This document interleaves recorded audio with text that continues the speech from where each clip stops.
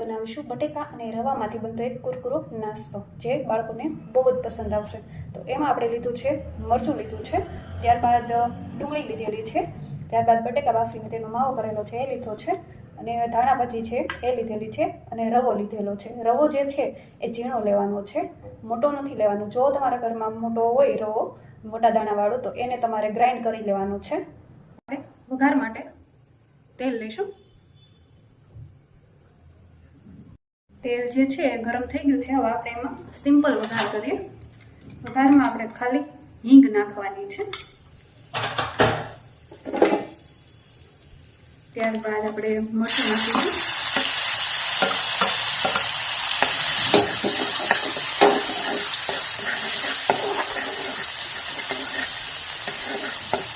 મરચું થોડું સંતળાઈ ગયું છે. હવે આપણે એમાં નાખીશું ડુંગળી.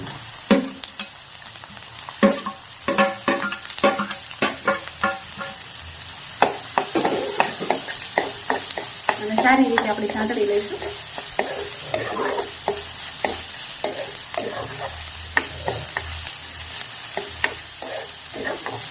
એમાં થોડુંક આપણે સ્વાદ મુજબ નમક નાખી દઈશું.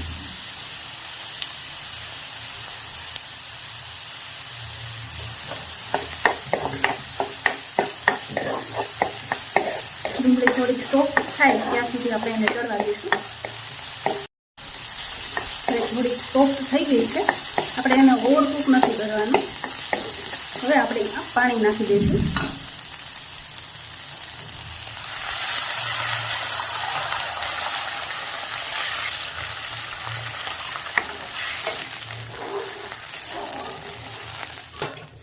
ઉપરથી હવે આપણે એમાં મસાલા નાખીશું. મસાલામાં આપણે મેઇન જે છે એ મેગીનો મસાલો લીધો છે એ નાખીશું.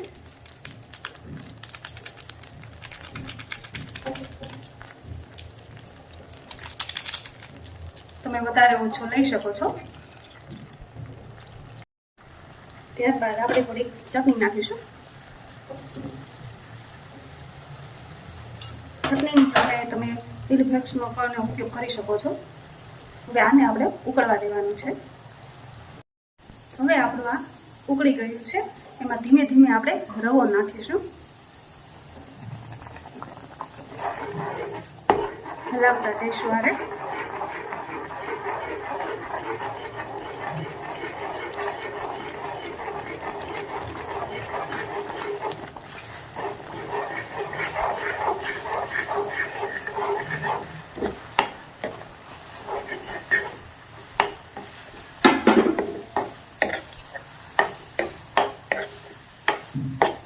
એને સારી રીતે આપણે મિક્સ કરી લઈશું.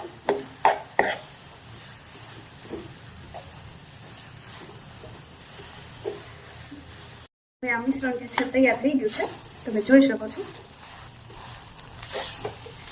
હવે આપણે ગેસ બંધ કરી દઈશું. પાણી વધારે તમારાથી પડી જાય તો પછી એને થોડીક વાર રહેવા દેવાનું હોય, જેના લીધે વધારાનું જે પાણી છે એ સોક કરી જશે. હવે આપણે ગેસ બંધ કરી લઈએ. હવે એને આપણે થોડીક વાર માટે ઠરવા દઈશું. હવે આ મસાલો જે છે એ ઠરી ગયો છે. હવે આપણે એમાં બટાકાનો જે માવો છે એ નાખીશું.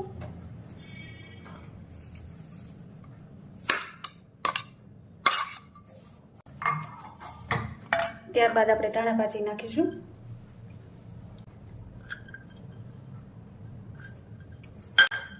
હવે આ બધું આપણે મિક્સ કરી લઈએ. જો તમે બટેકામાં મીઠું ન નાખ્યું હોય બાફતી વખતે, તો આમાં ઉપરથી થોડું મીઠું નાખવું, જેના લીધે મોડું જે ના પડી જાય એના માટે. હાથની મદદથી આપણે એને સારી રીતે મિક્સ કરી દઈશું. હવે ઉપર થોડુંક તેલ નાખીને આપણે એને ગ્રીસ કરી લઈશું. તેલ નાખીએ થોડું જ નાખવાનું છે, હાથે ચોટે નહીં માટે. હવે સારી રીતે એને આપણે મિક્સ કરી લઈશું. તો હવે આ આપણું તૈયાર થઈ ગયું છે. આવી રીતે આપણે એને ટ્રાયંગલ શેપ પણ આપી શકીએ છીએ, જેમાં ગોળ કરીને અને આવી રીતે દબાવી દેવાનું ત્રણે બાજુ.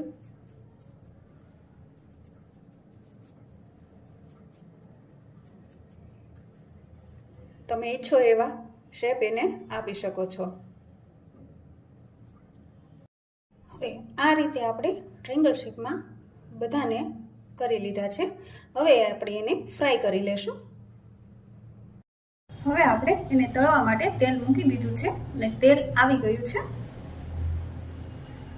હવે આપણે ધીમે ધીમે કરીને એને નાખીશું.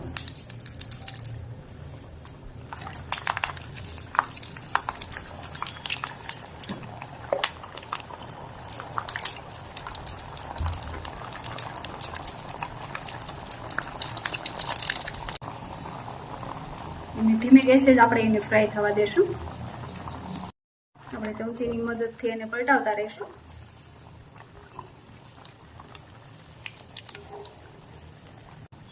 જ્યાં સુધી લાલ થાય ત્યાં સુધી આપણે એને તળીશું.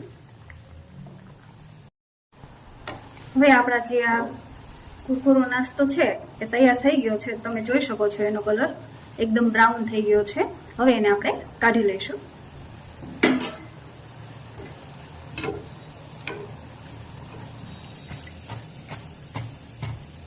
હવે આપણે એને કાઢી લઈએ. આવી રીતે આપણે બધાય ફ્રાય કરી લઈએ.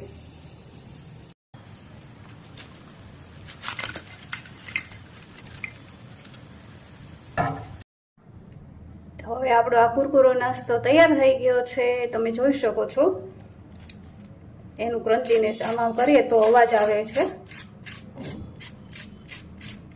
જો તમને મારી આ રેસીપી પસંદ આવી હોય તો મારી ચેનલને સબસ્ક્રાઇબ કરો, લાઈક કરો અને શેર કરો.